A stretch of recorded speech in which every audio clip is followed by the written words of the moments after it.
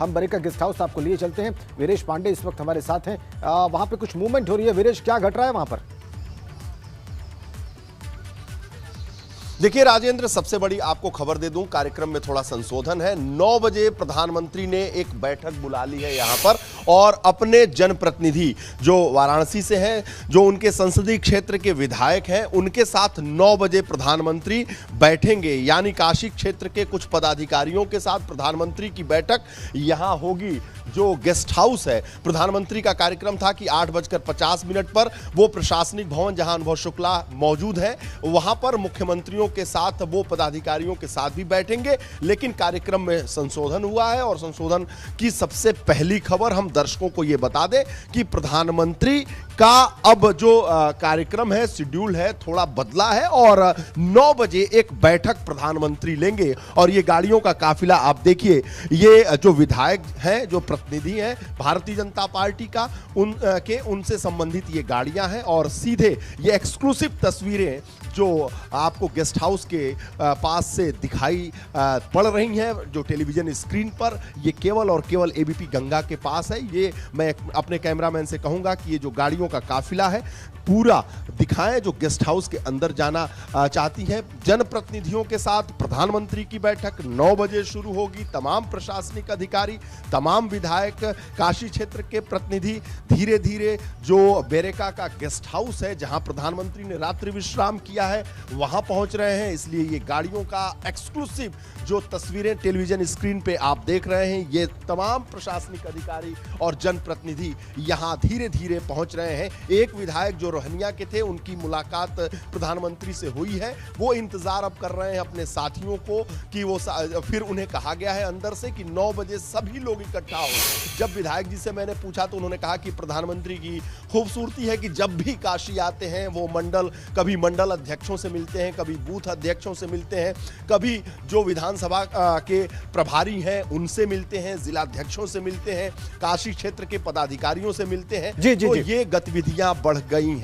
आपको मैं फिर एक बार जो एक्सक्लूसिव तस्वीरें केवल एबीपी गंगा पर, ये गाड़ियों का काफिला जो मिलने आ रहे हैं प्रधानमंत्री से, जिनकी मुलाकात है, जिनसे अपॉइंटमेंट है प्रधानमंत्री का, वो एक एक करके आ रहे हैं प्रधानमंत्री के इस वेरेका गेस्ट हाउस में। और विधायक से हमने बात कराई, उनकी बात अभी खत्म हुई है। विधायक से कहा गया है कि 9 बजे आप आइए। बहुत सारे लोग, इसका अर्थ है कि मिलने आ रहे हैं प्रधानमंत्री से। बहुत सारे जिनके आप जनप्रतिनिधियों की बात कर रहे हैं, अब बहुत सारे संख्या में काफी हैं, क्योंकि कई वाहन दिखाई दे रहे हैं वहां पर। वीरेश,